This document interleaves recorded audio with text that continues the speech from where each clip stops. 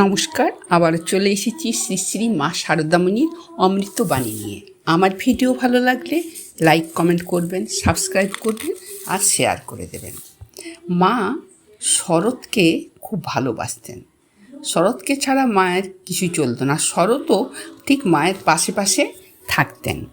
এই প্রসঙ্গে মা একটি গল্প বলেছিলেন।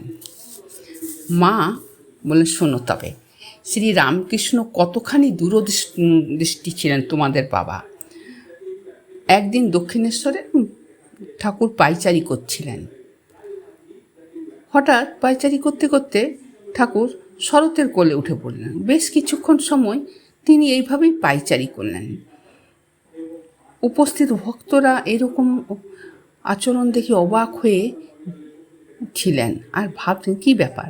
হাসতে হাসতে রামকৃষ্ণ ঠাকুর বলেছিলেন, দেখলাম কতটা ভার সইতে পারে।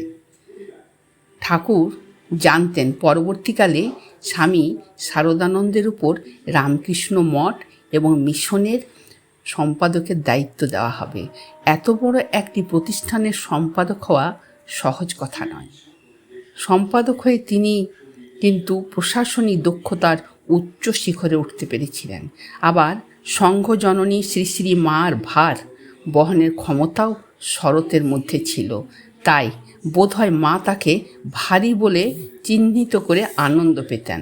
আর স্বামী শারদানন্দ মহারাজকে নিজেকে শ্রী শ্রী মার গাড়োয়ান বা দারোয়ান বলে ঘোষণা করতেন।